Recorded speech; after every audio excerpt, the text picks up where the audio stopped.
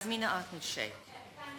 Indeed, it's a pleasure to serve under you, Mrs Gillan. Can I congratulate my friend on securing this debate, and also take this opportunity to pay tribute to Save the Children and Amnesty International for the most excellent work they do in this respect, and also draw the attention of the House to EDM 138, which I lodged in relation to the UN annual report on children and armed conflict mentioned by the honourable gentleman behind me.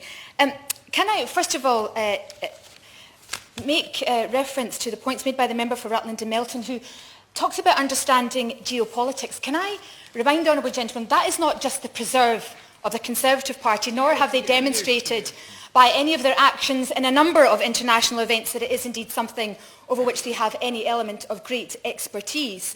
Also, mention is made of the realities of the world. Arguably, the influx of SNP members to the House of Commons chamber has brought a number of realities of the world to the debate across that chamber, which has only added to what we have been discussing over a period of time. This is not about whose side anyone is on in war at all. I can't believe anyone in this hall today is in favour of armed conflict of any nature, and they shouldn't descend into any discussion around that. This is simply about whether we have knowledge now and the evidence provided that demonstrates an investigation should take place. Now, I was pleased to be granted an urgent question last month when I asked the MOD to make a statement on this pressing matter, and we were told that the UK weapons cannot have been used in this conflict because Saudi Arabian military has told us so. What kind of investigation is that if you ask a country to investigate themselves?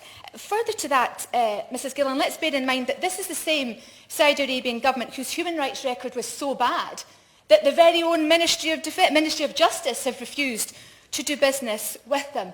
So a number of questions need to be answered today, not least the conflicting positions of different departments of this government, because during question time on the 24th of May, the Foreign Secretary stated in response to a question that the Ministry of Defence is urgently investigating these allegations. Then, in response to my urgent questions just 10 minutes later, the Minister for Defence Procurement contradicted this statement, stating the government will simply be seeking fresh assurances from the Saudi Arabian government.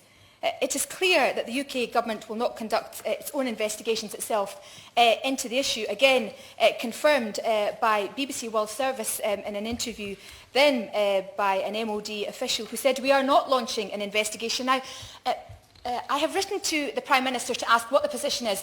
Are we having an investigation or are we not having an investigation? I'm waiting for a response from both Ministries of Defence and the FCO on this matter. There is absolutely no doubt that the evidence suggests that this merits an investigation. What this government is waiting for to justify that, I simply do not know. Order. Jim